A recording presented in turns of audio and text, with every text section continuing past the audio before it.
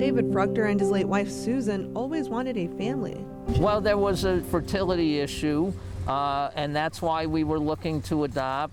They met with various adoption support groups in the U.S. until his wife was pointed in a different direction. Someone suggested Chile to her, and there were, a number of other people who were adopting from Chile. In 1989, they traveled to South America to bring Ben home to Colony.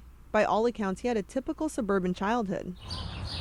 Ben always assumed that his biological family had given him up because they couldn't afford to give him the life they thought he deserved. He was always curious about his roots. It was a little tough trying to come up with answers for projects of like your family history, whereas everyone else seemed to just have an answer right off the bat. As he got older, his curiosity deepened and his desire to unearth his roots grew stronger. So he went digging for answers. He tried finding his biological family on social media and tried genealogical websites to no avail. I just kind of put it in the back of my mind, didn't really think about it. But that changed after his adoptive mom, Susan, passed away and David remarried. It was his new wife who helped Ben get connected to the information he had been seeking his whole life. We first heard about it because my wife Amy saw an article online about the stolen children, and it also profiled Tyler and Connecting Roots. Connecting Roots is a nonprofit organization, and its mission is to reunite adoptees with their biological Chilean families. Tyler Graff is the president and CEO of the organization. I started Connecting Roots in 2021 in December after I found out about my backstory and the fact that I was in fact kidnapped as well. Tyler wasn't alone. And the dictatorship of Pinochet, one of the plans was to eliminate the poor population, or the indigenous, or the single mothers as well. After decades, the atrocities committed by that regime were recognized earlier this summer when the president of Chile, Gabriel Boric Font, held a public address.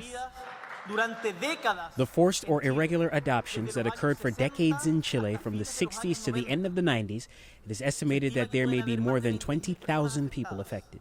After Ben got in touch with Connecting Roots, it only took the organization 2 weeks to locate his biological family. This is my old passport. What Ben learned was heartbreaking. His adoption was forced. Ben's biological family never willingly gave him up for adoption. He was only a few months old when he was kidnapped from a hospital in Chile.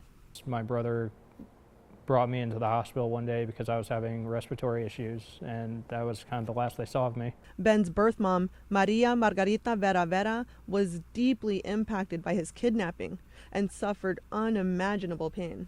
Because I was lost and she had no way of finding me, it kind of led her to drinking, and she unfortunately drank herself to death.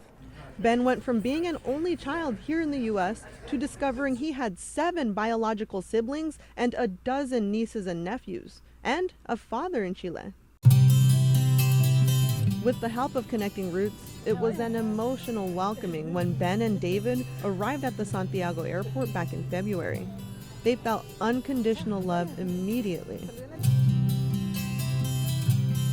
Ben got reacquainted with his family and the small town he would have grown up in, meeting his birth father for the first time.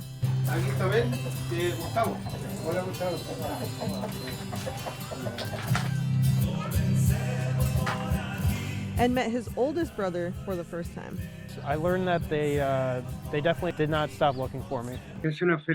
I'm so happy. After years of not knowing about my son, we finally meet each other again. Ben looks forward to returning and making new memories. Most importantly, he wants to learn more about who his birth mom was. She was worried because of what happened to Ben and what they did to him. She always had that worry, and later she passed away and took all that worry and sadness with her to the grave. He was able to visit her grave and pay his respects. He witnessed the traditional way his family tends to her grave.